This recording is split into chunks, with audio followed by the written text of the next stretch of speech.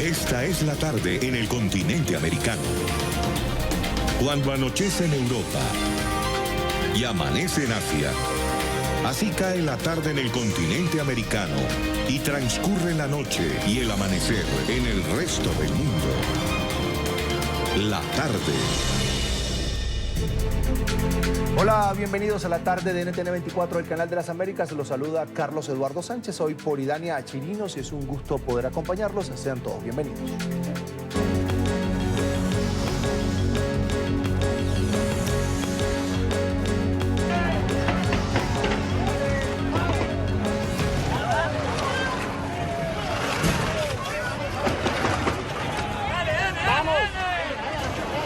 Momentos de tensión y miedo se registraron en el puente de Simón Bolívar en la frontera entre Colombia y Venezuela. Pasado el mediodía se registró un tiroteo en la zona de frontera. Versiones preliminares indican que el intercambio de disparos habría sido del lado venezolano de la frontera entre grupos ilegales que controlan el contrabando por la zona.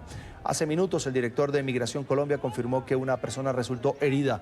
Se trata de una mujer que recibió el impacto de una bala perdida y está siendo atendida en este momento en el hospital Erasmo Meós, en la ciudad de Cúcuta, en territorio colombiano. Esto no está relacionado con la migración, es una lucha presuntamente entre los contrabandistas por el dominio, por el manejo de estas rutas, de estas trochas que claramente son utilizadas por estas redes para la entrada y salida de contrabando. Nuevamente insistimos en el llamado a que el dictador Maduro abra los puntos, estas trochas, porque efectivamente todas estas personas que tienen que pasar de Colombia a Venezuela o viceversa se están viendo afectadas por esa decisión del dictador Maduro, expuestas a las trochas, a estas redes de contrabandistas y a muchos otros peligros en estos puntos.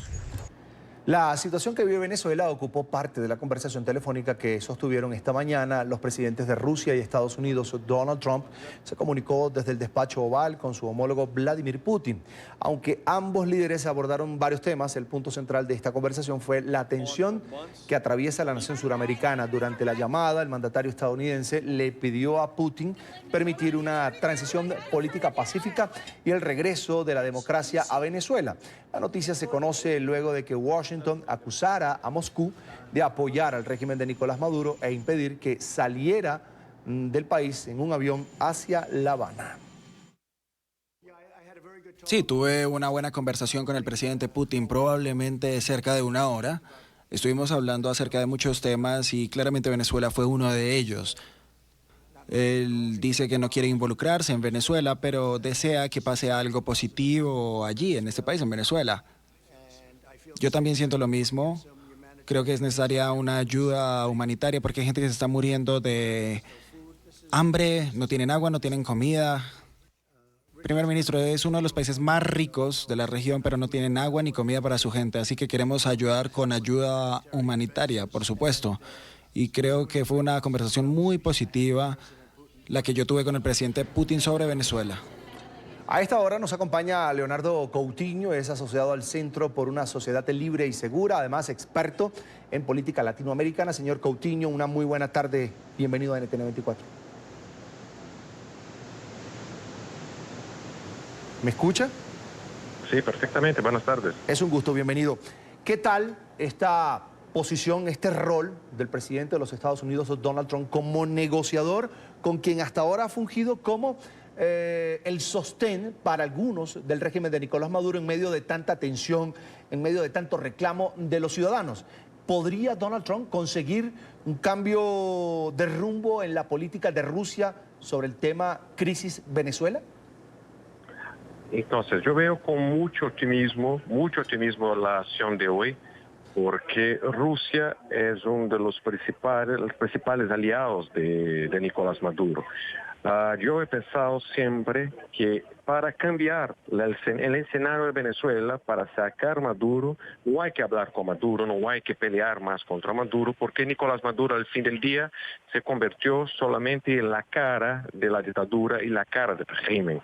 O sea, si Estados Unidos comprende y logra cambiar el centro de gravedad de Nicolás Maduro para Rusia, yo creo que los logros serán muy más eficientes. O sea, hablar con Nicolás Maduro no es tan eficiente más. O sea, hay que hablar con Putin, que es quien soporta militarmente y quien ayuda a Venezuela a evadir de las sanciones, a hacer lavado y soporte militar y tecnológico. Hoy se pasó algo muy importante. O sea, este es un cambio que puede verdaderamente ayudar a Venezuela.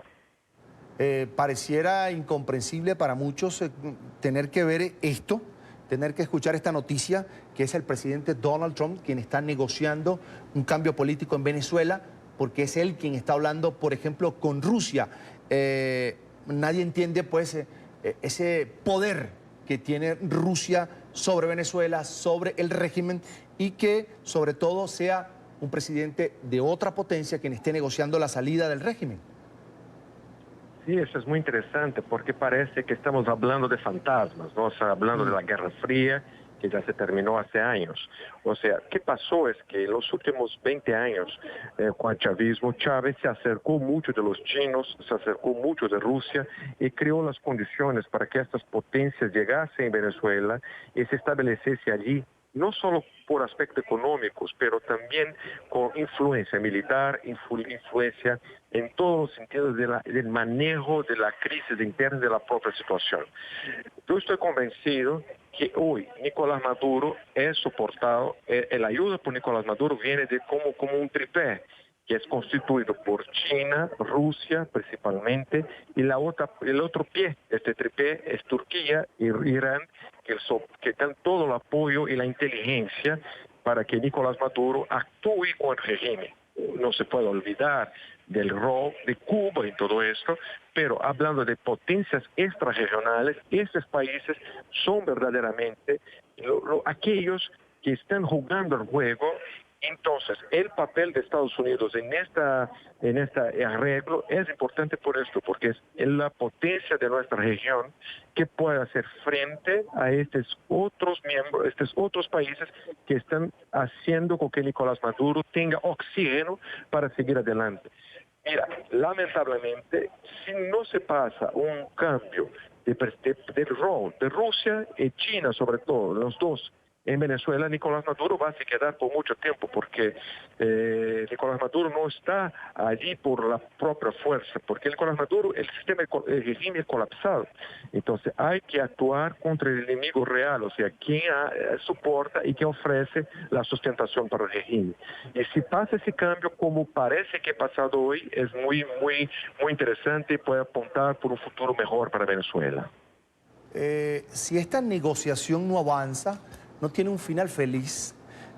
Usted utilizaba un término muy utilizado también en territorio venezolano, una nueva guerra fría es lo que se está viviendo precisamente por esta negociación entre Estados Unidos y Rusia.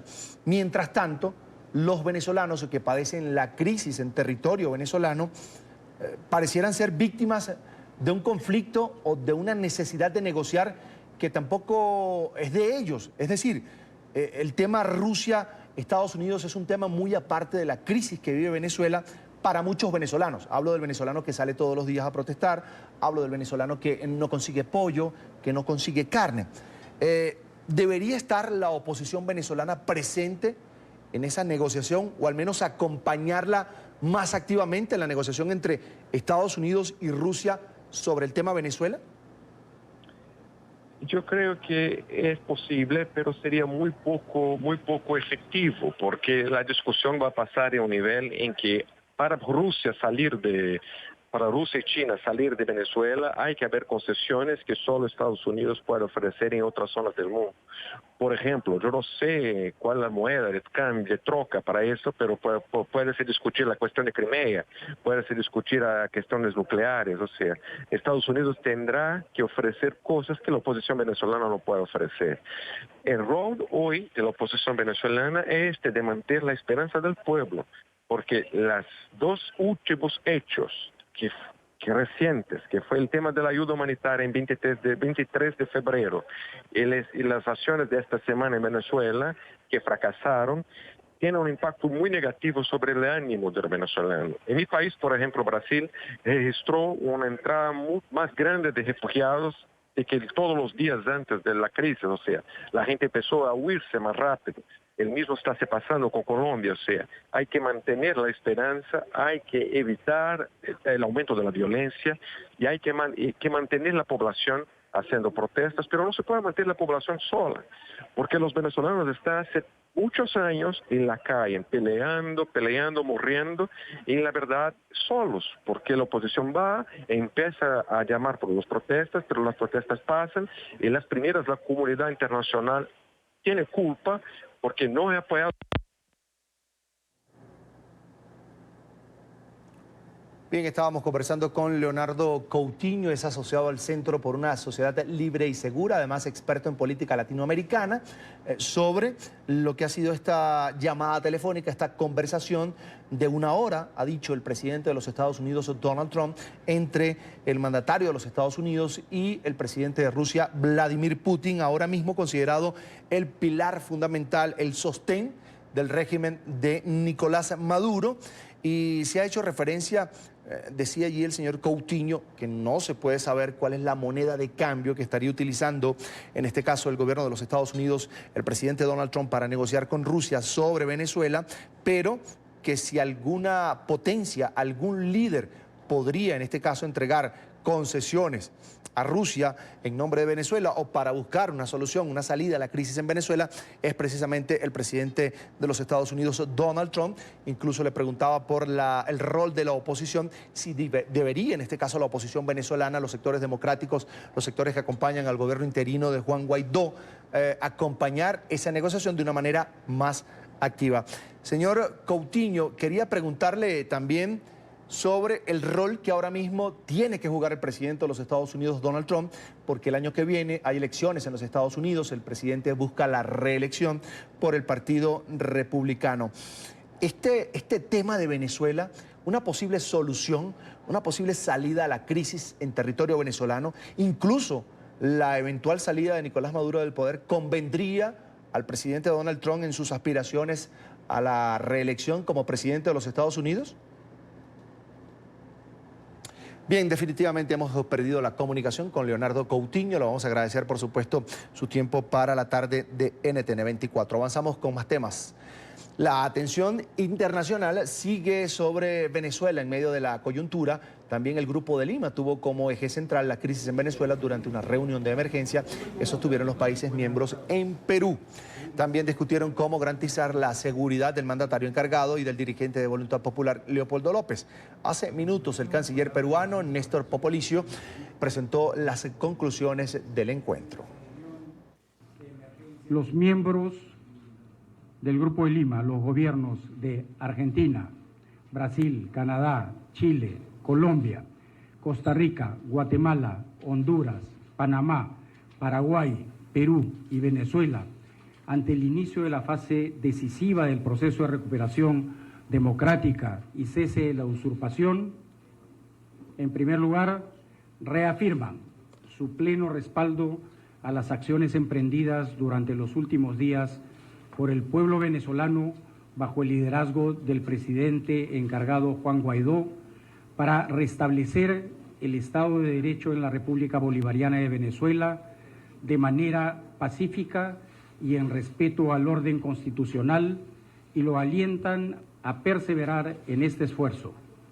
Segundo, condenan enérgicamente la represión del régimen ilegítimo y dictatorial de Nicolás Maduro, que nuevamente ha causado muertos y centenares de heridos y detenidos.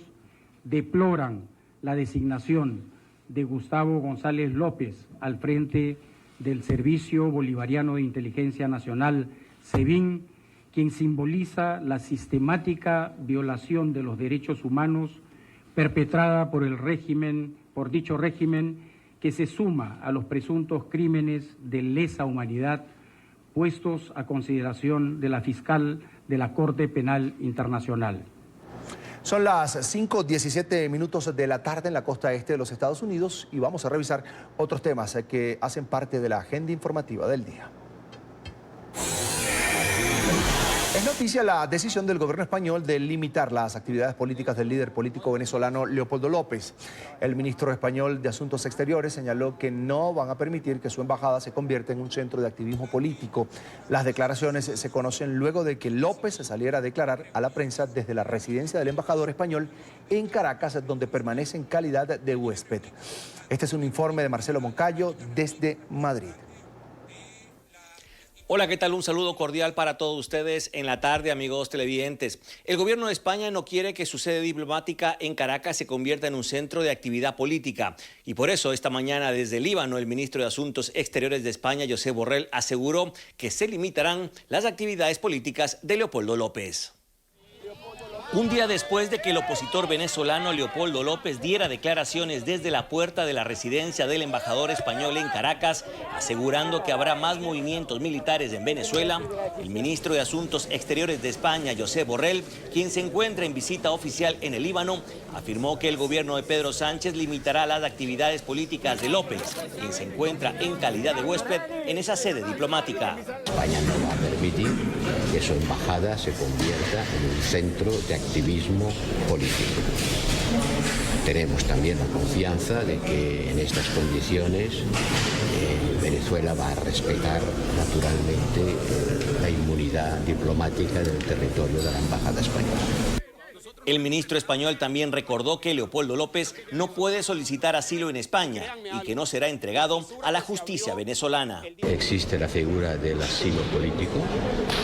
El señor Leopoldo López no lo ha pedido, pero hay que dejar claro que no lo ha pedido porque no lo puede pedir. Porque, de acuerdo con nuestra legislación, el asilo político hay que solicitarlo cuando se está en territorio español. Ya sobre eso ya hemos dicho lo que teníamos que decir, no se va a entregar a Leopoldo López. Este es el informe para la tarde, sigan ustedes con más aquí en NTN 24. Hasta pronto. Noticia un nuevo crimen contra la prensa en México. El periodista Telésforo Santiago Enríquez, fundador de la radio comunitaria 98.7 FM, El Cafetal, fue asesinado en el municipio de San Agustín, Lojicha, en el estado de Oaxaca. La Fiscalía Estatal informó que Enríquez se fue emboscado mientras viajaba en su automóvil, recibió múltiples impactos de bala y falleció de forma inmediata. Las autoridades adelantan la investigación para establecer el móvil del ataque contra este comunicador. Este es el 10º periodista asesinado durante los 5 meses de gobierno del presidente mexicano Andrés Manuel López Obrador. A Colombia, donde el Senado no alcanzó la mayoría para negar o aprobar las objeciones del presidente Iván Duque a la ley estatutaria de la Justicia Especial para la Paz. La decisión final pasó ahora a manos de la Corte Constitucional. El expediente de las objeciones se enviará a la Corte Constitucional. Tanto el gobierno como la oposición se declararon vencedores tras la decisión de la mesa directiva del Senado de enviar a la Corte Constitucional lo tramitado por el Congreso en relación con las objeciones presidenciales. Se salvó la extradición, definitivamente se le ha cerrado la puerta a los narcotraficantes en la JEP. Nosotros estamos felices, contentos, un resultado en el cual han quedado sepultadas las objeciones presidenciales. Ante la imposibilidad de lograr una mayoría por el sí o por el no, se planteó un acuerdo para desempantanar el trámite de las objeciones. ¿Cuál es el acuerdo? No sigamos empantanando y polarizando este país con el sí y el no, como si fuera una guerra vigente, cuando tenemos ya desarmados a 17.000 hombres de las FARC. Ahora la Corte Constitucional debe evaluar el trámite realizado por el Senado y por la Cámara para luego definir si a su juicio las objeciones fueron admitidas o rechazadas. Para ahondar en este tema nos acompaña Jairo Libreros, analista permanente de NTN 24. Jairo, como siempre, un gusto. Bienvenido, buena tarde. Hola, Carlos, muy buenas tardes. Bienvenido, Jairo. Que no se haya logrado una mayoría calificada para aprobar o hundir, en este caso, las objeciones que el presidente Iván Duque hizo a esta ley estatutaria de la JEP, ¿en qué se traduce, Jairo? Eso tiene dos significados. En primer lugar, hay que tener en cuenta que en la primera votación que se adelantó en el Senado de la República relacionado con el tema de la aprobación o no de las objeciones, quienes rechazaban las objeciones, es decir, un movimiento que estaba de acuerdo con con lo contenido en la ley estatutaria sobre la JEP, sí alcanzaron las mayorías. El voto calificado era de 47 senadores. Esa votación se alcanzó. Ahí se presentó una disputa jurídica muy fuerte y no se pudo salvar, por lo menos en el Congreso de la República, esa votación. Pero la situación ahora es diferente y aquí viene la segunda lectura. Que no se haya aprobado tampoco el rechazo de esas objeciones y de manera particular, en este caso, la aprobación, nos deja en un limbo jurídico que solamente la Corte Constitucional puede salvar. Lo que ocurra en la Corte en los próximos días es determinante, porque en el debate interno que se adelante en la Corte Constitucional vamos a determinar si tienen vida las objeciones o no. Yo anticipo que la Corte Constitucional va a decretar que las 6 objeciones presidenciales que presentó la Casa de Nariño se van a caer y el proyecto de ley tal cual como fue aprobado en la Corte Constitucional es el que va a regir en los próximos días en Colombia. Jairo, hay quienes desde el Senado, pues en medio del acalorado debate, argumentaban que para este trámite legislativo solo se requería una mayoría simple. Y te pregunto a ti, ¿era necesario la mayoría calificada? ¿Qué dice la norma?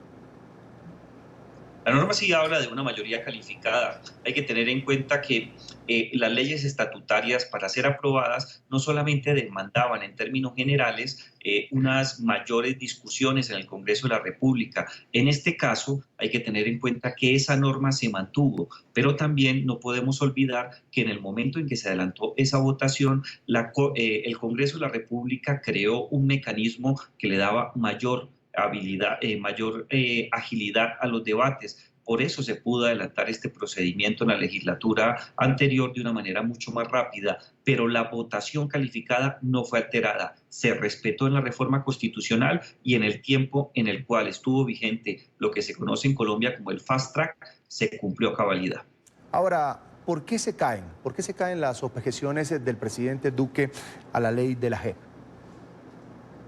El tema es muy sencillo. Estas objeciones se caen por 2 motivos. El primero de ellos porque el gobierno de Duque no tiene las mayorías calificadas necesarias para sacar adelante esta iniciativa. Hay que tener en cuenta que si bien goza de una coalición, los partidos que integran esa coalición no estaban de acuerdo. Hablo de manera especial del Partido de la U, del Partido Liberal y de Cambio Radical, 3 organizaciones que apostaron en su momento por sacar adelante el acuerdo de paz y todo el articulado relacionado con ello. Y en segundo lugar, porque el gobierno en cierta medida optó por una estrategia bastante criticable y consistió en desgastar las discusiones en el Congreso y tratar de negociar a cada uno de los senadores de la República. Algunas fuentes afirman que ofreciéndoles contratos y otras mostrándole la vitalidad y la legalidad de las objeciones. En el caso en concreto, ninguna de las 2 estrategias funcionó y está muy claro que existe una mayoría calificada en el Congreso de la República de sacar adelante el proyecto de ley estatutaria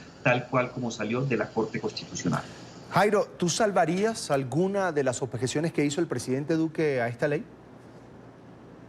Yo tengo mucha inquietud con una que creo que tiene un asidero no solamente político y legal, y está relacionada con la necesidad de sacar el tema del juzgamiento a los combatientes que están involucrados en temas relacionados con violencia sexual. Ese es un tema muy sensible, es un tema que muchas veces hasta en la discusión política genera ciertos roces, sentimientos y algún grado de preocupación. Ese tema quizás para muchos analistas o actores políticos era necesario sacarlo de la JEP y que fuera estudiado única y exclusivamente por la justicia ordinaria. Pero en términos generales yo no comparto las objeciones. Las objeciones realmente no son de conveniencia, son objeciones eminentemente jurídicas y la competencia para objeciones jurídicas no está en cabeza del presidente de la República y mucho menos en el debate del Congreso de la República. Por eso yo creo que tal cual como salió con base en la sentencia de la Corte Constitucional, este proyecto de ley estatutaria se debe mantener. Jairo, ¿tienen asidero político jurídico quienes se oponen a estas modificaciones que propuso el presidente Iván Duque? Es decir, ¿no se trata todo esto de un efecto antiuribismo? No lo creo. Hay que tener en cuenta que todo lo que estuvo relacionado con el proceso de paz fue una situación crítica, dividió al país.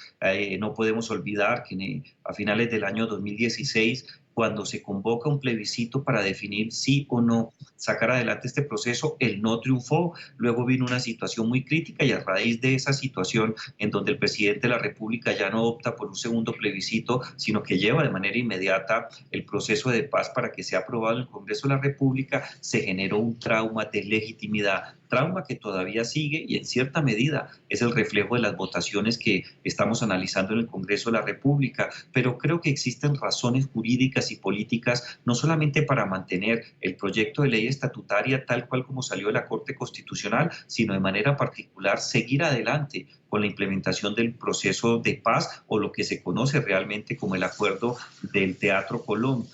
Colombia, en cierta medida, durante los próximos años, me atrevería yo a anticipar, no menos de 10 años, va a tener un debate muy fuerte sobre la legitimidad del acuerdo y de manera especial sobre las formas en las cuales se debe implementar los asuntos relacionados con el acuerdo. Creo que eso hace parte de la democracia, creo que sin lugar a dudas tener un debate político, por difícil que sea, es beneficioso para los intereses institucionales de la democracia colombiana y creo que estamos enmarcados desde todo punto de vista en lo que es un Estado social de derecho en donde los debates políticos se resuelven de manera acalorada pero respetuosa en las instancias que corresponden, en este caso en el Congreso de la República. Vamos a agradecer a Jairo Libreros, analista permanente de NTN 24, por estos minutos. Jairo, muchísimas gracias. Feliz fin de semana para ti. Para mí es un placer. Feliz tarde. Hasta pronto. Vamos de vuelta con más de la tarde. Si es necesaria una intervención militar en Venezuela, Estados Unidos tendrá que hacerlo, es lo que dicen congresistas estadounidenses reunidos hoy con el exilio venezolano en Miami. Los legisladores también hablaron sobre el desembolso de fondos para el gobierno interino de Juan Guaidó. NTN 24 está en el lugar de la noticia con Paola Serna. Paola, una muy buena tarde.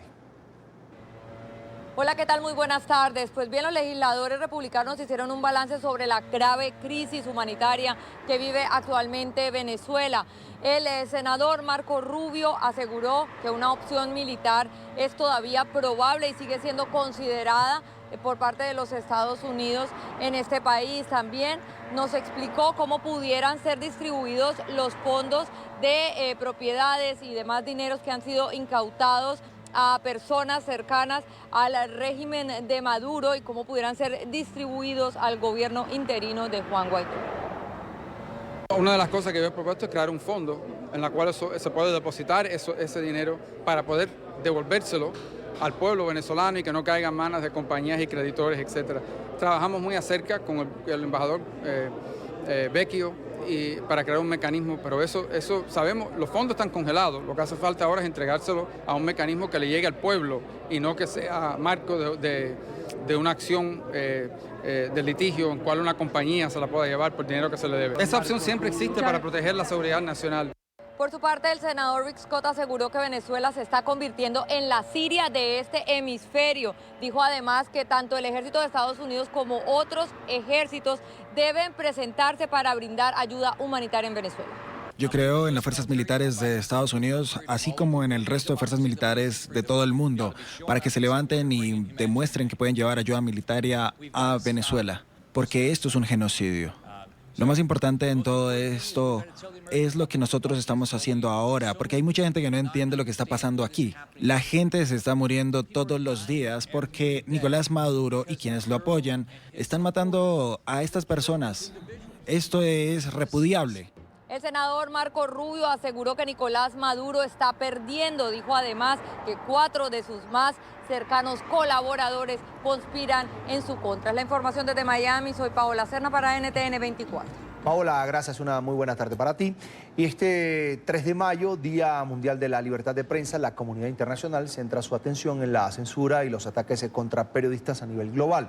Hay rechazo al encarcelamiento de reporteros en Honduras y las amenazas a periodistas en México. Alejandro Rincón, nuestro periodista en Nueva York, tiene el informe. Alejandro, buena tarde. Hola, feliz tarde para todos. El Día Mundial de la Libertad de Prensa, celebrado por la Organización de Naciones Unidas desde hace 26 años, sirve como una ocasión para que las principales organizaciones que alrededor del mundo monitorean el trabajo de los medios de comunicación recuerden el impacto que tiene en distintas sociedades el ejercer el periodismo. En esta fecha, por ejemplo, el Comité Internacional para la Protección de Periodistas recuerda que en el año 2018, 54 periodistas fueron asesinados alrededor del mundo por ejercer su labor, y en el transcurso de 2019, 5 periodistas han perdido la vida por cuenta de su trabajo informativo, 2 de ellos en América Latina, en Honduras y en México. A la luz del estado de la libertad de expresión y de la libertad de prensa, aquí en la sede general del organismo internacional se adelantó un panel en donde expertos procedentes de todo el planeta evaluaron cuál es la condición de la libertad de prensa a nivel mundial. Y allí se inscriben las declaraciones que ustedes van a escuchar a continuación sobre uno de los protagonistas de este panel. Bueno, la situación de la libertad de prensa ha empeorado en los últimos 2 o 3 años considerablemente. Hay más periodistas que han sido arrestados por hacer su trabajo, por la cobertura de temas importantes, pero también hay una situación que es bastante preocupante. Hay muchos políticos y presentadores que se les impide hacer su trabajo. En el caso particular del continente americano, las organizaciones que defienden la libertad de prensa a nivel internacional expresan su preocupación por la situación en países como Venezuela, México, Honduras y Nicaragua. En el caso particular de Venezuela, estas entidades monitorean las restricciones intermitentes al acceso de Internet. En el caso de México, por ejemplo, ha generado controversia las amenazas a el editor en jefe del diario Reforma, que criticó recientemente al presidente de los mexicanos, Andrés Manuel López Obrador. Recibió amenazas de muerte justo por esa labor informativa, pero también preocupa, por ejemplo, situaciones como las que tienen lugar en Centroamérica. Y aquí, en el foro que tuvo lugar en Naciones Unidas, nos encontramos con una experta de la sociedad civil que nos habla sobre la situación en Nicaragua. Los periodistas ahorita conducen hablan en YouTube porque no pueden hablar en los canales. Los canales desde el principio de abril los cerraron. Los canales que no son oficialistas, completamente cerrados. Los reporteros independientes ya no existen en Nicaragua. Ahorita se encuentra Miguel Mora, que era el director de 100% Noticias, en la cárcel. Ya lleva más de 137 días en la cárcel, igual que Lucía Pineda, la única reportera mujer en el continente americano que está presa, y una presa de conciencia, porque decidió reportar la verdad. A propósito del Día Mundial de la Libertad de Prensa, el secretario general de la ONU, Antonio Guterres, recordó que ninguna democracia o sociedad está completa sin un acceso a información que sea libre, transparente y confiable. Es todo lo que tenemos para ustedes por ahora. Continúen con más en la tarde. Alejandro, gracias. Una muy buena tarde para ti, por supuesto. Saludamos en esta parte del programa a Ricardo Trotti, director ejecutivo de la Sociedad Interamericana de Prensa. Allí lo ve en pantalla. Señor Trotti, bienvenido. Una muy buena tarde. Muchísimas gracias, siempre es un placer estar con ustedes. No es un día para celebrar, es lo que ha dicho hoy la presidenta de la CIP. Y le pregunto a usted, ¿a qué se refiere María Elvira Domínguez? Bueno, realmente es que es un día muy especial. Más que celebrar, creo que tenemos que conmemorar y redoblar nuestros esfuerzos por defender la libertad de prensa. Pero lo que dijo la presidenta de la CIP tiene que ver muy especialmente en este momento. Hay todavía tres periodistas, 2 de ellos en Nicaragua, como Miguel Mora y Lucía Pineda, que están en la cárcel, y otro periodista en Venezuela. Entonces no podemos tratar de celebrar un día cuando tenemos a 3 compañeros o colegas en las cárceles, y muy especialmente cuando están sin debido proceso. Y donde hay gobiernos, como lo que estamos viendo en Venezuela, también en Nicaragua, en Cuba, donde no solamente la libertad de expresión es continuamente cercenada, es parte de lo que en Venezuela, por ejemplo, establece la ley contra el odio, o en Bolivia la ley de discriminación, por lo cual el gobierno se reserva el derecho de censurar no solamente a los medios, también en las redes sociales y a los ciudadanos. Y más aún, como sucede también en Cuba y pasa en Nicaragua, la protesta está criminalizada, es decir, que los ciudadanos no pueden estar en la calle manifestándose o expresando sus ideas. Entonces, Estamos ante un problema gravísimo y a esto, claro, tenemos que sumarle que ayer mataron a otro periodista en Oaxaca, México, y eso eleva la cifra de 27 periodistas en América que han sido asesinados desde el 3 de mayo del 2018 a hoy. Así que estamos en un grave problema. Señor Trotti, ¿por qué los periodistas terminan siendo blancos del poder? Hablo de gobiernos y en el caso de México, por ejemplo, del crimen organizado. Bueno, yo creo que hay gente que le molesta, tanto en los estamentos legales como en los ilegales, que les molesta que los periodistas investiguen, denuncien corrupción y eleven los problemas a la agenda política o a la agenda internacional, a la agenda pública, que estos temas se ventilen en las redes sociales, los ciudadanos los tomen y empiecen a señalar a los corruptos. Así que creo que es simplemente el asesinato de periodistas o la censura, lo único que busca es silenciar a la prensa. En realidad, más que silenciar a la prensa, lo que están tratando de hacer es escudar sus propias posiciones de privilegio y no dar información al público. Ya usted me nombró algunos países, Venezuela, Nicaragua, Cuba. ¿Algún otro caso que preocupe a la CIP? No, yo diría que hay muchísimos o varios países más que nos preocupan, pero de distintos niveles, ¿no? Nada, en absolutamente nada se puede comparar al caso en este momento de Nicaragua, Venezuela y Cuba, que desde hace años es donde se viene hostigando, estigmatizando a los periodistas, persiguiéndolos, acusándolos, acosándolos, pero también donde se vienen confiscando medios, expropiando medios, cerrando medios, clausurando medios, y donde los equipos de esos medios, como ha sucedido hace poquito en Venezuela, en estos días de protestas públicas, cuando cerraron Radio Caracas, el gobierno o las milicias toman los equipos y los terminan utilizando en otros medios gubernamentales para hacer propaganda. Así que estamos realmente en una situación bastante grave en estos países. Claro que sí, el tema de Brasil, México, Honduras, República Dominicana, donde han asesinado periodistas hasta hace poco, también son problemas graves, no solamente porque han sido asesinados por cuestiones del crimen organizado, sino también por la connivencia que en muchos de estos países suele haber entre funcionarios públicos y crimen organizado. Así que eso doblemente hace más grave a un crimen contra periodistas. La persecución, la violencia contra la prensa, contra periodistas, ¿es más un caso de América o se ha globalizado? No, yo creo que es parte de una globalización.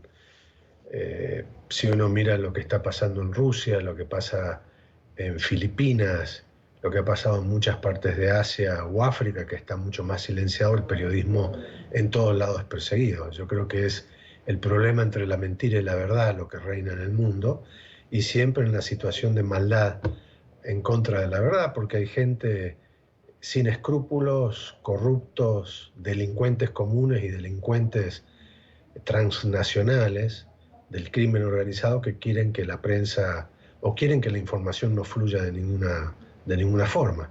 Entonces los periodistas están siendo hostigados en todos lados. El último caso más grave que tuvo repercusión en la opinión pública fue el caso del columnista Khashoggi, que fue asesinado por Arabia Saudita en el consulado de ese país en Turquía.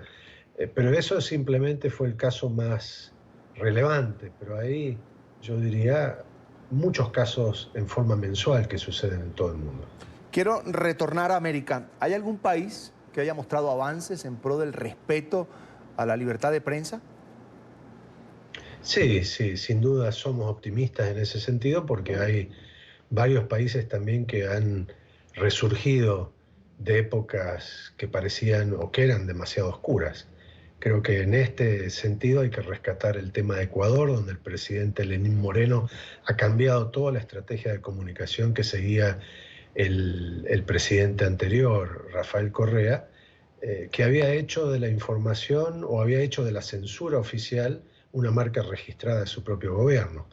el hecho de que Lenín Moreno haya, por un lado, acabado con el tema del linchamiento mediático que perseguía la ley de comunicación, el hecho de que haya reformado la ley de comunicación y el hecho que se totalmente haya quedado desquiciado todos los elementos de censura oficial que el gobierno mantenía a través de la Supercom, aquel órgano censor que tenía el gobierno de Rafael Correa, nos anima a pensar que hoy en Ecuador se respira mucho mayor libertad de prensa de la que había hasta hace poco. Así que ese creo que es el caso más importante que tenemos, y obviamente también en Argentina, pese a todos los problemas que ha habido, todos los problemas económicos que están dañando siempre las estructuras de poder, obviamente hay un gobierno en este momento que es mucho más respetuoso de la libertad de expresión de lo que era el gobierno kirchnerista que por 12 años ocupó la Casa Rosada.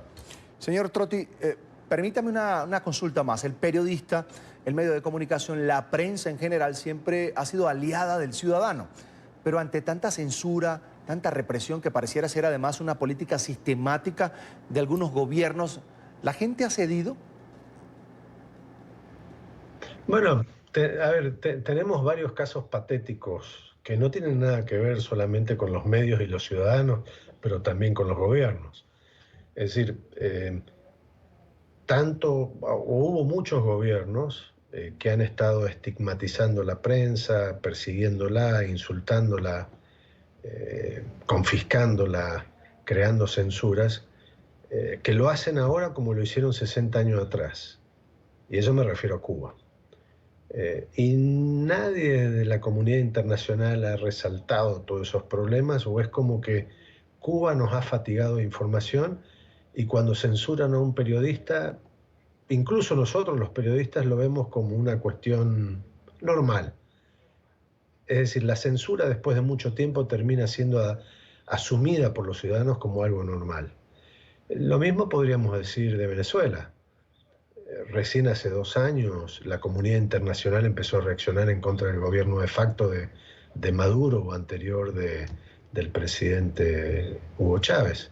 Es decir, cuesta tiempo y lamentablemente, como sucede muchas veces, la continua censura y los casos de censura pueden hacer que la gente se empiece a acostumbrar y no se da cuenta de que de que toda la población empieza a sentirse mal por falta de información.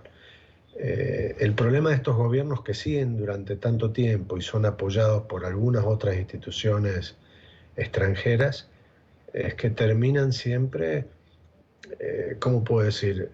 La gente se empieza a acostumbrar, se empieza a institucionalizar la censura, y ahí es donde caemos. Y por eso lo importante de días como hoy, de organizaciones como la nuestra u otras organizaciones que hay también como la AMI o la FLIP en Colombia, que continuamente están resaltando el problema de la censura y los problemas de libertad de prensa.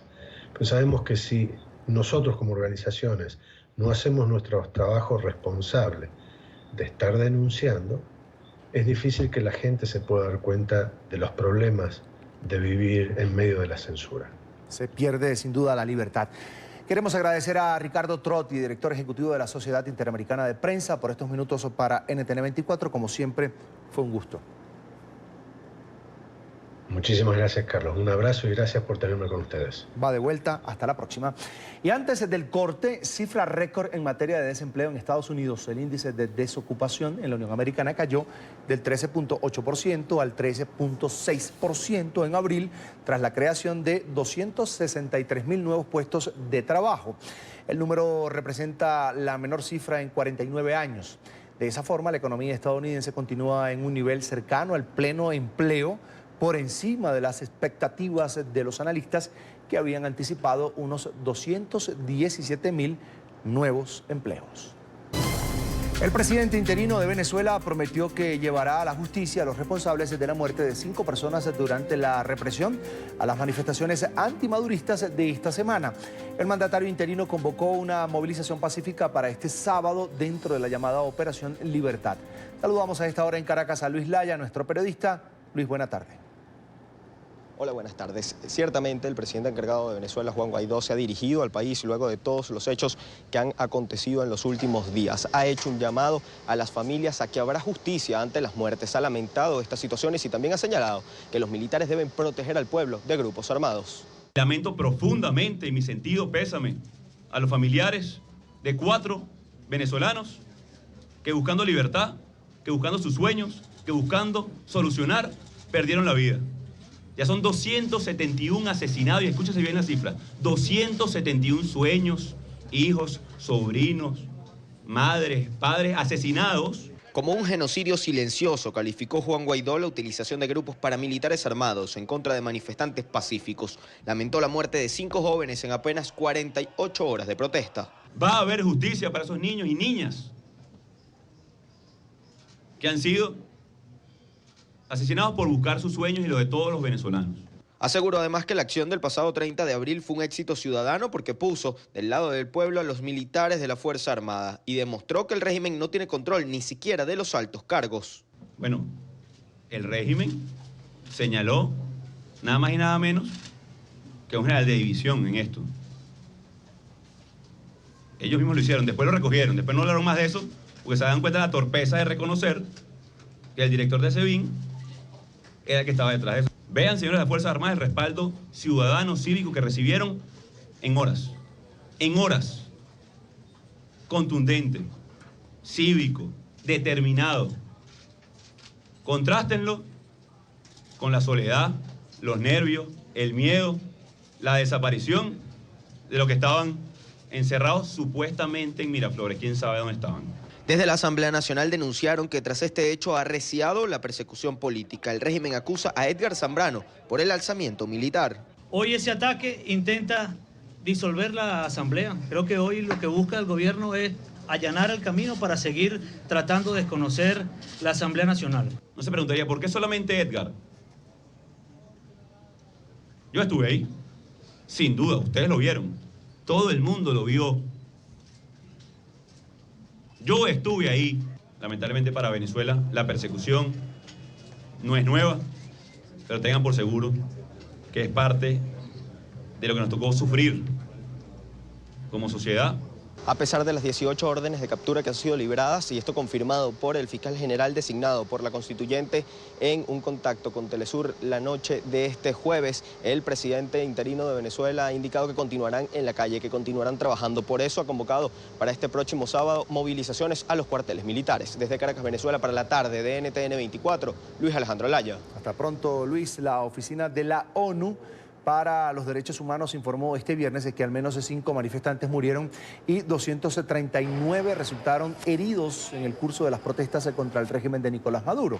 Según los datos aportados, los fallecidos durante la represión a las manifestaciones organizadas los días 30 de abril y 1 de mayo recibieron disparos de grupos a favor del régimen.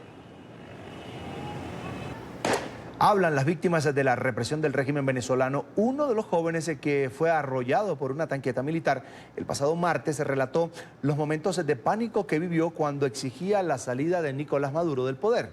Pese a sus heridas, Luis Alejandro se comprometió a no abandonar el movimiento de protesta contra el régimen.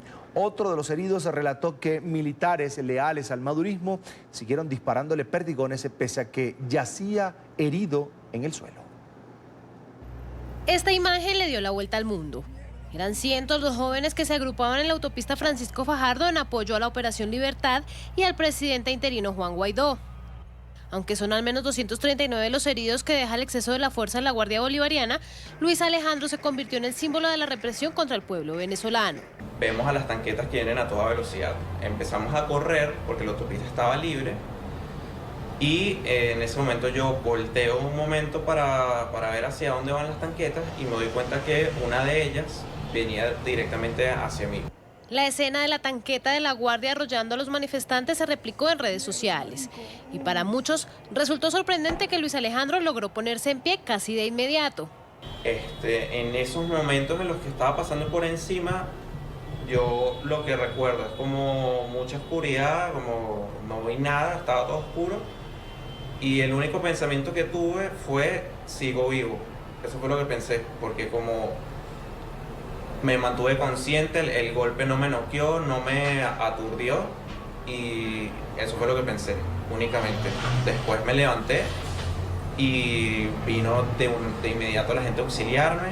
Sufrió raspones, quemaduras de primer grado, una herida en la cabeza y una fisura en el tobillo derecho. Golpes que dice valen la pena si de conseguir la libertad en Venezuela se trata. Sin miedo, con la misma convicción, con la misma fe de que si salimos todos juntos, en algún momento Maduro no va a soportar la presión y va a renunciar. Hay que seguir, pues, como creo que en parte por eso no sentí tristeza después del arrollamiento que me hicieron, pues no me sentí en ningún momento mal. Sí me sorprendió, digamos, haber estado herido y que haya pasado un blindado por encima, pero en ningún momento decayó mi voluntad, pues. La sevicia de los uniformados leales al régimen madurista la padecieron cientos de civiles. Tornan Julio llegó a uno de los hospitales de Caracas luego de que 3 militares lo acorralaran y sin piedad descargaran decenas de perdigones en su cuerpo. Me sujetaron 3 guardias y me dispararon a quemarropa de perdigones, del cual uno se me alojó en la parte anterior de la yugular. Gracias a Dios no detonó. De la misma fuerza, la adrenalina, seguí corriendo. Y me detonaron varios en la espalda y en el brazo y uno en la pierna. El fotógrafo Johaiker Quevedo también sufrió por varios minutos la crueldad de unas fuerzas armadas que no defienden al pueblo. Que fueron 62 perdigonazos en todo el cuerpo, más que todo en la espalda y en el brazo y antebrazo. Pero los de aquí fueron tan cerca porque estaban en el piso y ellos, cuando estoy en el piso es que empiezan a dispararme. O sea, no fue que me dispararon de lejos, que yo iba corriendo y me disparan, no. Fue ya tirándome en el piso, cayéndome a patadas, disparándome. Los golpes dejaron su brazo partido en 2. Tomará al menos 2 meses su recuperación.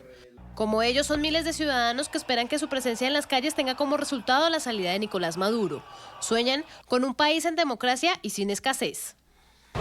Porque somos libertadores y queremos que Venezuela sea una patria libre. Nos acompaña a esta hora Carolina Jiménez, directora adjunta de Investigación para las Américas de Amnistía Internacional. Señora Jiménez, ya la ve en pantalla. Bienvenida, una muy buena tarde. Muchas gracias, Carlos. Buena tarde.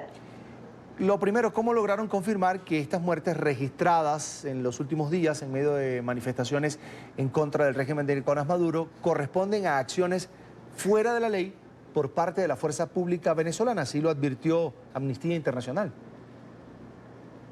Bueno, en primer lugar, una manifestación o protestas ciudadanas no deberían terminar con un saldo de muertes. Entonces ya por allí claramente el primer indicio es que hubo uso excesivo de la fuerza, en este caso uso letal de la fuerza, en donde lamentablemente resultaron fallecidas varias personas.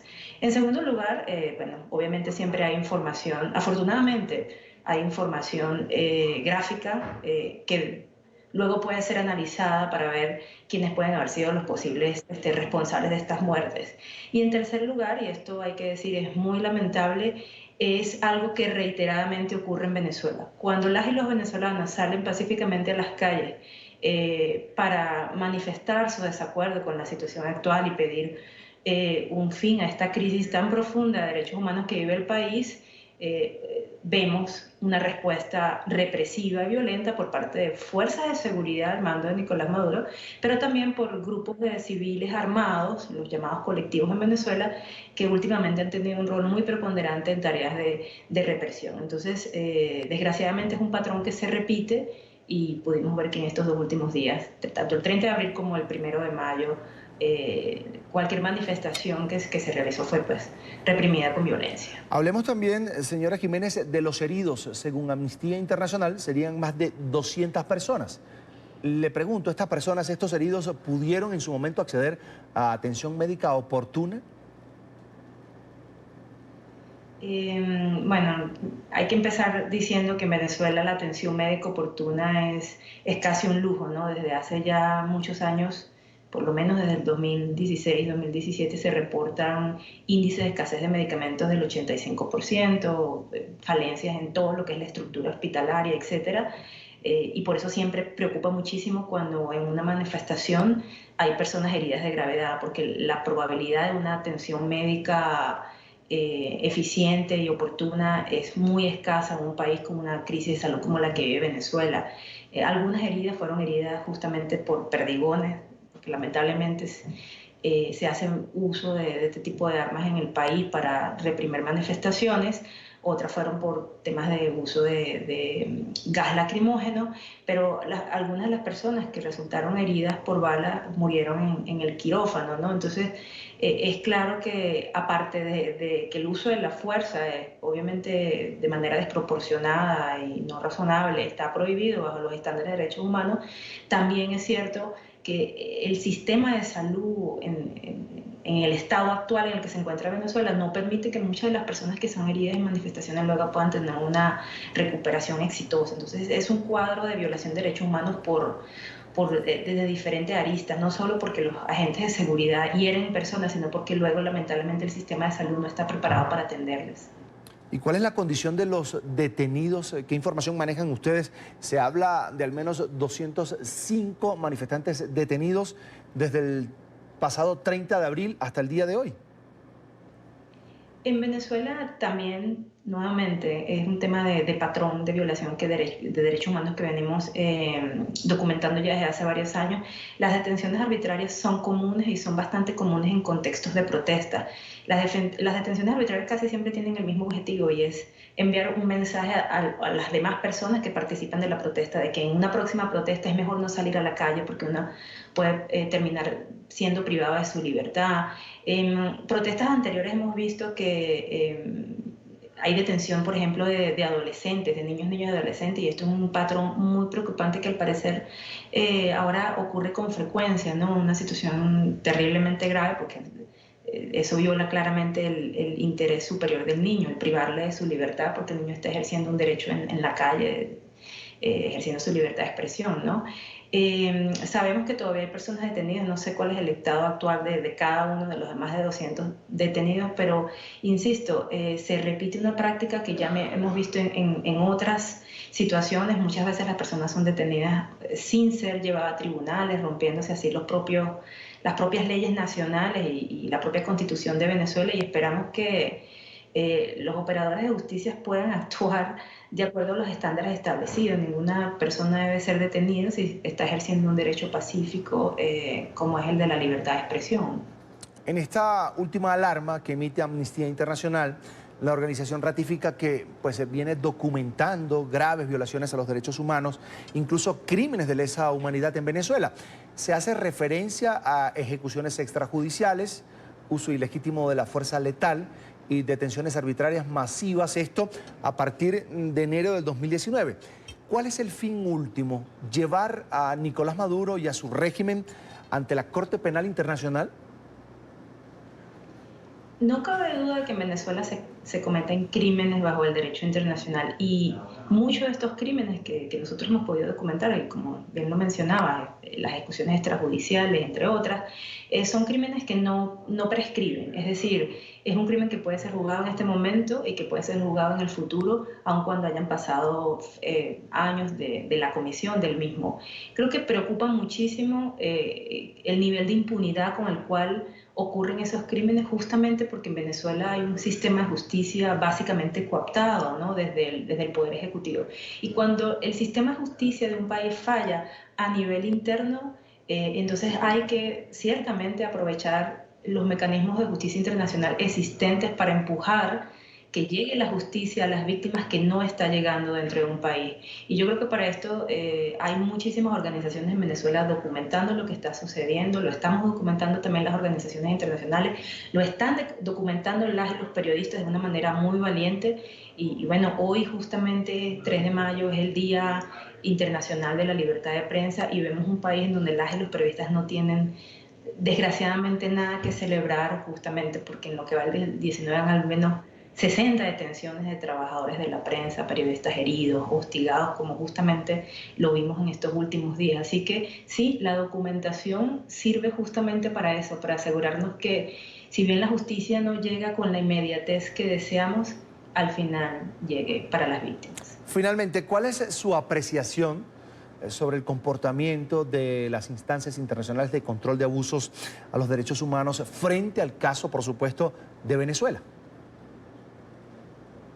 No creo que hay organizaciones como, por ejemplo, o organizaciones o sistemas como el propio Sistema Interamericano de Derechos Humanos, que por muchos años han mostrado su apego su apego y su solidaridad con las víctimas de Venezuela y de toda la región, así como hay organizaciones ya más universales, por ejemplo, como la Corte Penal Internacional, que están monitoreando la situación de lo que ocurre en Venezuela y que con mucha seriedad vienen documentando lo que sucede. Obviamente, como le decía, uno de los grandes problemas del acceso a la justicia es que no siempre es tan inmediato como lo queremos ver, y los mecanismos de implementación de las sentencias, de las resoluciones, de las recomendaciones, dependen de factores que a veces son externos de estos organismos, pero siguen siendo un mecanismo muy importante, aquellos que son muy legítimos, siguen siendo una avenida para que las víctimas puedan acceder a la justicia que Venezuela en este momento, que el gobierno de Nicolás Maduro en este momento les niega y les niega de manera reiterada, y nosotros seguiremos apostando a que esos mecanismos de justicia internacional que existen y que están viendo hoy en día la situación en Venezuela mantengan una posición objetiva, pero sobre todo cercana a las víctimas para que la justicia llegue en el momento indicado. Es Carolina Jiménez, directora adjunta de investigación para las Américas de Amnistía Internacional. Gracias por estar con nosotros esta tarde. Muchas gracias, Carlos. Buenas tardes. Hasta la próxima. Y en el Día Mundial de la Libertad de Prensa, diferentes organizaciones defensoras de los derechos humanos alertan sobre lo que está ocurriendo con los periodistas en Venezuela. 13 reporteros han sido agredidos esta semana y 66 más fueron arrestados de manera arbitraria entre enero y abril de este 2019. El informe más reciente fue entregado por el Colegio Nacional de Periodistas. Informe de Oliver Fernández, nuestro periodista en Caracas. En el Día Mundial de la Libertad de Prensa, lo único que celebran en Venezuela es la gallardía de sus comunicadores. En lo que va de año, 66 periodistas han sido arrestados arbitrariamente, 39 agresiones físicas y 254 comunicadores afectados. Nosotros hemos documentado este año 249 casos. ¿Cuántos periodistas han sido afectados de los casos que nosotros hemos monitoreado? Este año 154 han sido periodistas. Entre el 30 de abril y el 1 de mayo, 13 comunicadores sufrieron agresiones físicas mientras le daban cobertura informativa a la denominada Operación Libertad convocada por el presidente interino, Juan Guaidó.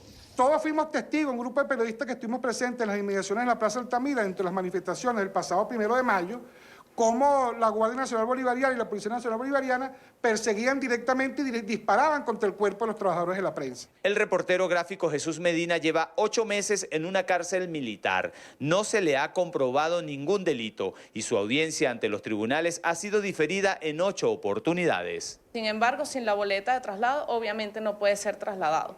Jesús Medina ya tiene más de 8 meses secuestrado, privado ilegítimamente de su libertad, ahí en esa cárcel de Senapromil, en Ramo Verde, ubicado en Los Teques. No hay ningún elemento de convicción donde se le atribuyan los delitos que se le están imputando a él. Jesús Medina físicamente está bastante deteriorado, está bastante delgado, ha perdido más de 10 kilos, está perdiendo la visión. Incluso ayer, cuando estábamos firmando el acta del diferimiento, prácticamente le tuve que decir lo que decía el acta porque le costaba mucho visualizar, leer lo que decía esa acta. El desafío de los medios es grande. Venezuela cuenta con una de las conexiones a Internet más precarias de la región y con una política de Estado que busca callar a los medios de comunicación. La interconexión y en Internet y la realidad es que cada vez estamos menos conectados. Venezuela es uno de los pocos países donde ha disminuido el uso de teléfonos inteligentes, donde cada vez hay menos conexión. La proporción es aproximadamente 4 de cada 10 personas tienen internet. ¿Y qué pasa con las otras 6? En Venezuela se ha pretendido criminalizar a quienes informan. Sin embargo, los periodistas independientes, por la verdad, están dispuestos a correr ese riesgo. Es la información que manejamos desde Caracas. Continúen con más de la tarde de NTN 24. Son las 5:24 minutos de la tarde en Bogotá. Hablamos a esta hora de otro efecto de la crisis en Venezuela. 327.000 niños venezolanos refugiados en Colombia se encuentran en riesgo. Esta es la denuncia que realizó el Fondo de las Naciones Unidas para la Infancia, UNICEF. La entidad estima que la capacidad de las comunidades en las que han sido acogidos los menores está desbordada. Por tanto, se teme que los recursos sean cada vez más escasos para poder atenderlos.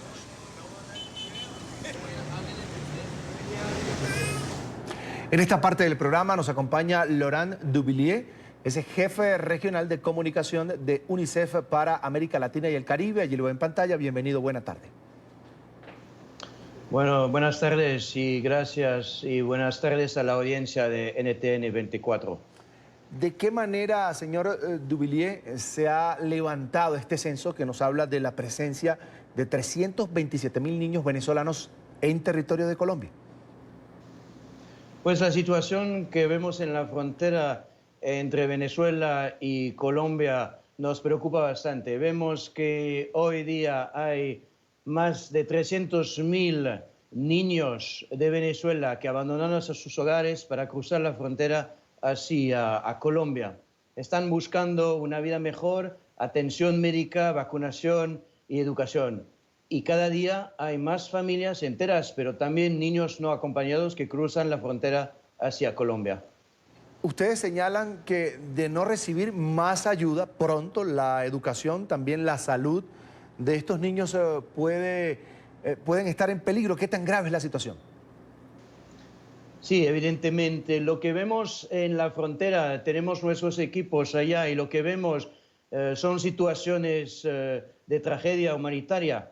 Vemos a mujeres embarazadas que cruzan la frontera en búsqueda de atención médica prenatal. Vemos a madres con su bebé que cruzan la frontera porque requiere vacunación. Vemos a padres que cruzan la frontera a las 5 de la mañana con sus hijos en búsqueda de educación. Y eso no lo podemos dejar sin atención. Llegó la hora hoy que la comunidad internacional aumente su apoyo al gobierno de Colombia, que está haciendo una labor muy importante en la frontera, pero se necesita más apoyo. Ahora, ¿de qué manera puede colaborar UNICEF? ¿Cuáles son las metas para este año, por ejemplo? Bueno, UNICEF está colaborando con el gobierno colombiano y de nuevo estamos muy agradecidos con el gobierno colombiano que está haciendo todo lo que puede para apoyar a estos niños migrantes y refugiados en la frontera con Venezuela, pero no es normal que caiga todo el peso sobre el gobierno colombiano. UNICEF está apoyando el gobierno y las ONGs para atender a las necesidades básicas de estos niños en términos de salud, en términos de nutrición, en términos de protección y también de vacunación y de higiene y saneamiento. Pero es importante destacar que lamentablemente siguen creciendo las necesidades y se están agotando los recursos.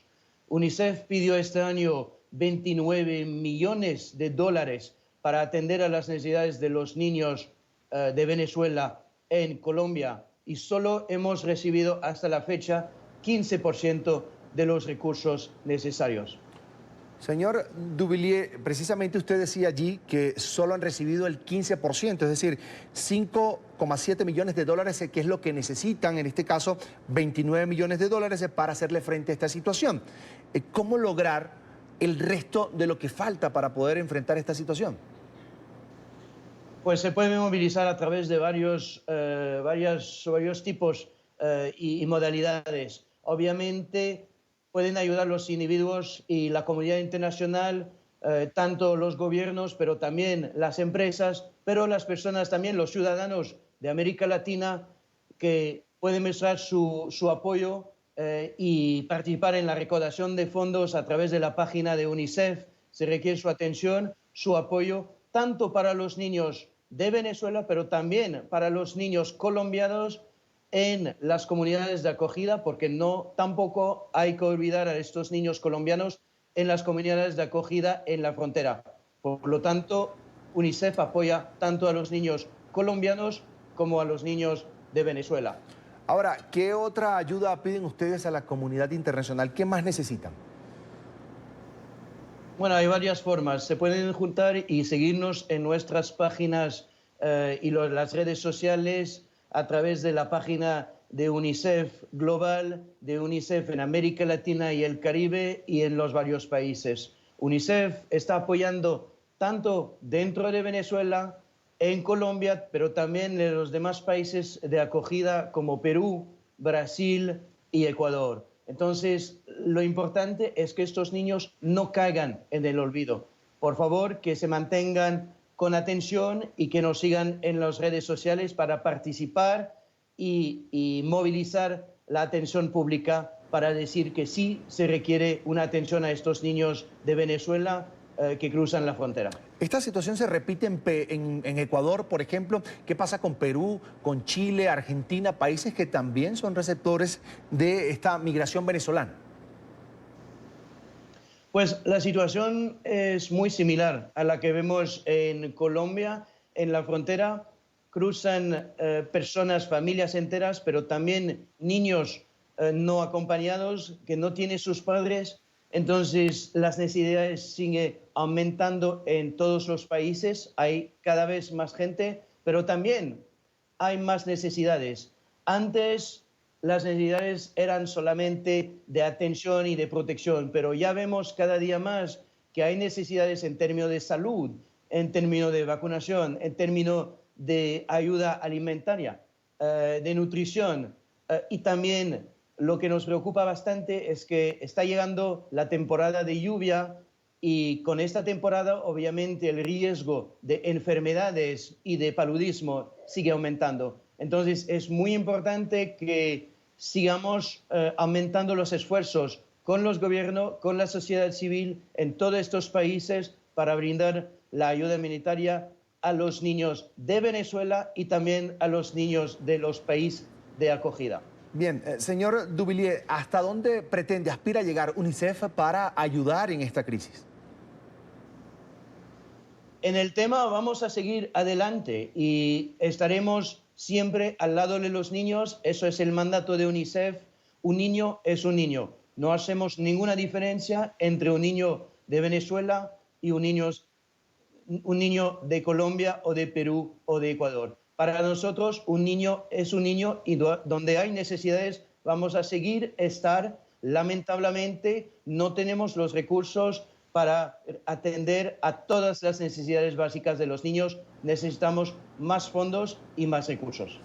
Bien, queremos agradecer a Laurent Dubilier, es el jefe regional de comunicación de UNICEF para América Latina y el Caribe, por estar con nosotros esta tarde aquí en NTN 24. Gracias. Gracias a usted por su atención. Nueva pausa aquí en la tarde. Cerca de 3 millones de panameños están convocados este domingo a las urnas para las elecciones generales. En los comicios se elegirá presidente de la República y autoridades para 861 cargos públicos. Son 7 los candidatos que se disputan la jefatura de gobierno. Las propuestas para combatir la corrupción fueron el centro de los debates y marcaron las campañas de los postulados. Este domingo 5 de mayo, Panamá celebra sus elecciones generales. Los ciudadanos escogerán un nuevo mandatario, vicepresidente, alcaldes, concejales, diputados a la Asamblea Nacional y al Parlamento Centroamericano. El presidente electo para el periodo 2019-2024 reemplazará a Juan Carlos Varela, quien deja el cargo con bajos niveles de popularidad, por debajo incluso de 30%, según recientes encuestas. Y deberá hacerle frente a la desaceleración económica que atraviesa el país, el aumento del costo de la vida y la crisis en sectores como el de la salud pública, el sistema judicial y la educación. Los 7 candidatos que se medirán en la contienda para sustituir a Varela expusieron sus propuestas en una corta campaña, la más corta en la historia de la nación. Laurentino Nito Cortizo, empresario de 66 años y miembro del Partido Revolucionario Democrático, encabeza los sondeos con 34%. Y su plan de gobierno se enfoca en la puesta en marcha de reformas institucionales para combatir la corrupción. Le sigue el delfín del expresidente Ricardo Martinelli, Rómulo Rux, del Partido Cambio Democrático, con 30%, quien con el lema "Lo bueno vuelve" prometió regresar a un amplio crecimiento económico. Más atrás en la carrera se ubican Saúl Méndez del Frente Amplio por la Democracia, el candidato del oficialismo José Blandón, del Partido Panameñista, Ana Matilde Gómez, Ricardo Lombana y Marco Amelio, independientes. Se trata de unas votaciones en las que las redes sociales han tomado gran protagonismo y en las que 30% del padrón electoral está conformado por jóvenes. Pero también unos comicios en los que todos los ojos están puestos en la fórmula para combatir la corrupción, a tal punto que surgió un movimiento llamado No a la Reelección que avala el renacer de un nuevo liderazgo, para acabar con los fantasmas de administraciones anteriores. Además, el tema económico es fundamental.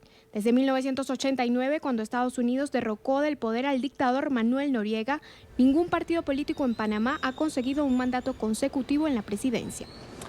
En esta parte nos acompaña Edwin Cabrera, analista político, además de director de servicios informativos de Radio Panamá. Allí lo veo en pantalla. Una muy buena tarde. Gracias por atender esta llamada.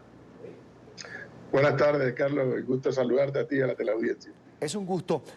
Comencemos por aquí. ¿Cómo está la intención de voto en Panamá de cara, por supuesto, a la contienda presidencial, el cargo más importante del país?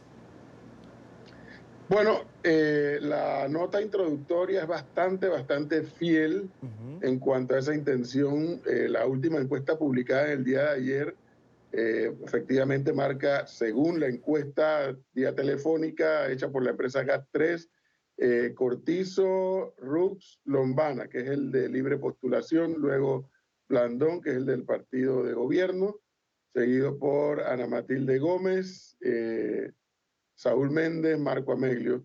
En ese orden es lo que marca la intención de voto hasta el momento. Sin embargo, se reconoce que hay entre un 10 u 11% de indecisos, que todavía hoy viernes no han decidido por quién votar. Señor Cabrera, quería preguntarle también, ¿qué quieren los panameños que cambie en el país y que mejore?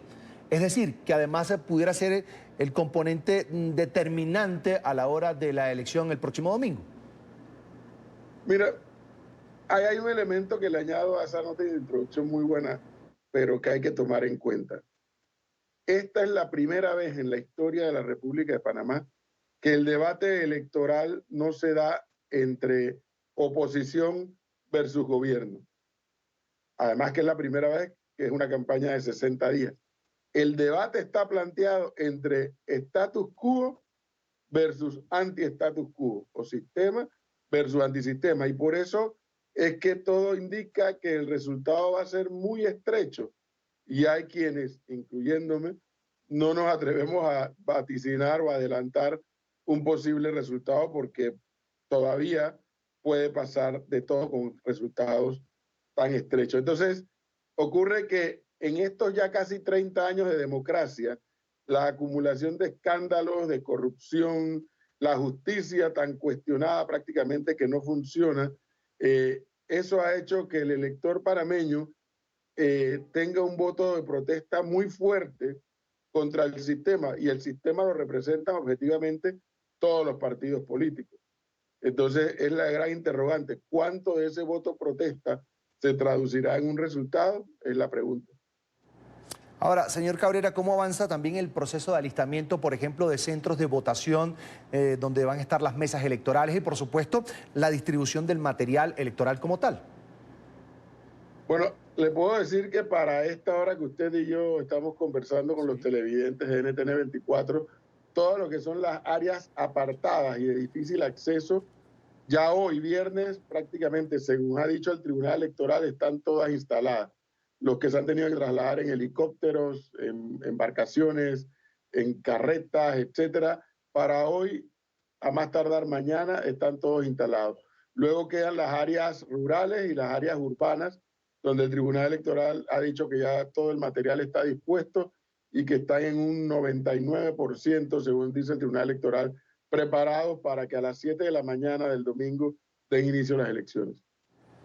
Arrancan a las 7 de la mañana, cierran las mesas de votación, ¿a qué hora, señor Cabrera? 4 de la tarde.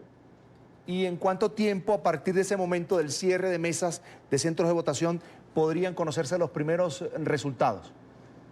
Muy buena pregunta, porque hay dos variables. Una, el tribunal e incluso las encuestas están indicando que puede que el nivel de asistencia a votar sea un tanto más alto que lo normal. Recuerde, Panamá tiene una de las asistencias a las urnas más alto de Latinoamérica. En la última elección fueron 74%.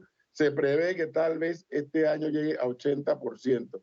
Y lo segundo es que se prevé un resultado muy estrecho. ¿Por qué menciono esto? Porque en elecciones anteriores, hacia las 6:30, a más tardar 7 de la noche, ya se conoce el resultado de quién es el próximo presidente de este país. No me va a sorprender que al ser tan estrecha los posibles resultados, demore un poquito más, porque tal vez el tribunal vaya a ser un poco más conservador y va a preferir esperar marcar una tendencia mucho más contundente. Aprovecho la oportunidad que usted hace nuevamente referencia al resultado estrecho que podría presentarse a final de la tarde, entrada a la noche, el día domingo, porque es una mega elección, yo la llamo así, 861 cargos, además del presidente, vicepresidente, estamos hablando de alcaldes, concejales, es decir, una cantidad de cargos públicos que requiere de un trabajo minucioso de la autoridad electoral. Quería preguntarle por la credibilidad del panameño frente a la autoridad electoral como tal. ¿Cómo está? Desde la elección de 1994 hacia acá, las elecciones de presidente de la República han sido objetivamente incuestionables. Ni cuestionadas por la oposición de turno, ni mucho menos por el resto de los partidos que se han disputado la presidencia de la República. Como bien dices, la megaelección se complica un poco cuando viene el nivel de diputados, porque acá se inventó un sistema de circuitos electorales en donde en aquellos que son plurinominales hay que determinar un cociente, un medio cociente y un residuo, y eso demora un tanto más. Pero las elecciones para presidente, desde Pérez Valladares hasta Varela, han sido incuestionables desde el punto de vista de la ejecución del Tribunal Electoral, sobre todo porque quien escruta, quien cuenta votos y quien proclama son la Junta Nacional de Escrutinio, en el caso del presidente, y las juntas circuitales de escrutinio, no los magistrados del Tribunal Electoral. Señor Cabrera, me quedan 30 segundos para esta entrevista. El principal reto que deberá enfrentar el nuevo gobierno panameño a partir del próximo domingo, o cuando tome posesión, por supuesto. Primero, que quien gane, como se advierte que va a gobernar con una mayoría muy estrecha o un mandato muy estrecho, producir consenso. Ese consenso lo necesita para temas como educación, salud, caja de seguro social, instituto de agua potable, que son los temas que están haciendo crisis, entre otros, porque objetivamente el presidente por sí solo no puede resolver el problema grave que hay con la justicia en Panamá. Pero sí temas como los que mencioné, educación, salud, caja de seguro social, agua potable, porque la fuente hídrica del canal es la misma fuente hídrica para consumo humano y es un debate que está allí latente. A este gobierno que está por venir del 19 al 24 le toca afrontar ese y otros temas más. Ahí en pantalla está Edwin Cabrera, analista político, además el director de servicios informativos de Radio Panamá. Le agradezco mucho que haya compartido con nosotros estos minutos. Este fin de semana voy a estar trabajando también en la tarde fin de semana y creo que vamos a volver a conversar sobre el panorama político electoral en su país, en Panamá. Gracias por estar con nosotros. Con muchísimo gusto. Gracias a ustedes. Hacemos